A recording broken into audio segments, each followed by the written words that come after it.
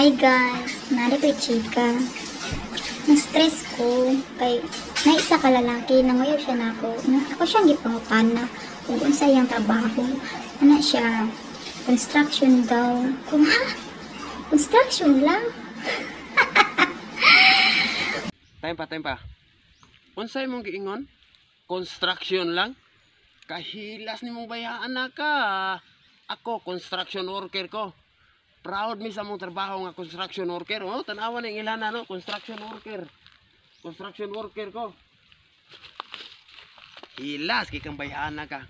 Kaming mga construction worker, imo ming gi pakaubos og mayo. Hilas, kikang manabi. Og unsay imong naabot, respetuhan ming mga ubos ra sa imong pagtan-aw kay respetuhon sa kanamo. Kada sa imong gibuhat namo karon. Kay wa man nimo respetuha, di sa kanamo respetuhon. Kung ha? Construction lang? Wa ka naglantaw, wa ka naghuna-huna. Kaning dagwaya ni, padulong rag construction. Uy, mga construction, paminaw. Kabalo mo, mga akong ginapili. Like ka ng pulis. Unsa to? Ang imong pilion, pulis? Kahilas ni mo. Tanawa na imong ilong, oh. Lisngan kayo. Murag pitos pulis. Mao din ang pulis mong pilion.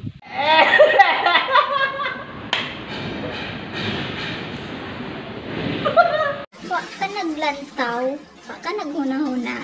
Kaning dagwaya ni, padulong rag construction.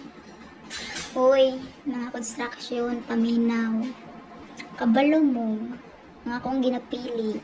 Like ka ng pulis, seaman, tapos gwapo, tapos macho, puti, tangkad, natanan.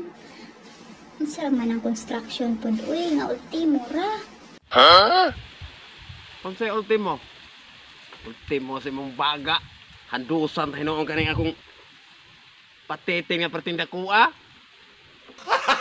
Gago! Silas-silas ka lang bayhana ka. Oh? Kita ka na akong patitin. Ultimo mo, pero tanaw na akong patitin. Igo ka nib. Nga ka. Gago!